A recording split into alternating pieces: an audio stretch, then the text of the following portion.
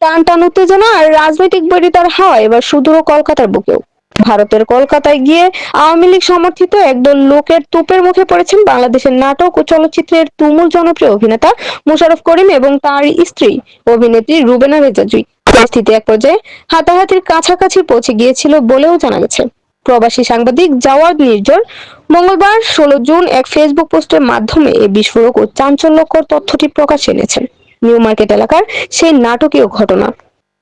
প্রাপ্ত তথ্য অনুযায়ী গত সোমবার 15 জুন রাত 10টার দিকে কলকাতার জনপ্রিয় নিউ মার্কেট এলাকার কস্তুরী হোটেলের সামনে দিয়ে স্ত্রী জুইকে সঙ্গে নিয়ে হেঁটে যাচ্ছিলেন মোশাররফ করিম।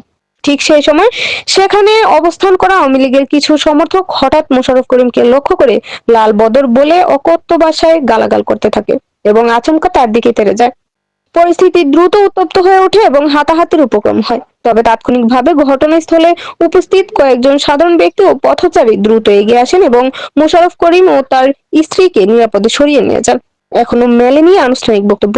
কলকাতার রাস্তায় ঘটে যাওয়া এই অনাকাঙ্ক্ষিত অপ্রীতিকর ঘটনার প্রেক্ষিতে এখনো পর্যন্ত অভিনেতা মোশাররফ করিম বা তার স্ত্রী রুবেনা রেজা জুইয়ের পক্ষ থেকে অফিসিয়ালি কোনো মন্তব্য বা বিবৃতি পাওয়া যায়নি। দেশের রাজনৈতিক অস্থিরতা এবং কাদা ছোড়াছুড়ি এভাবে প্রবাসের মাটিতে গিয়ে দেশের শীর্ষস্থানীয় সাংস্কৃতিক ব্যক্তিত্ব ও শিল্পীদের উপর চড়াও হওয়ার রূপ নেওয়াকে আপনারা কিভাবে দেখছেন?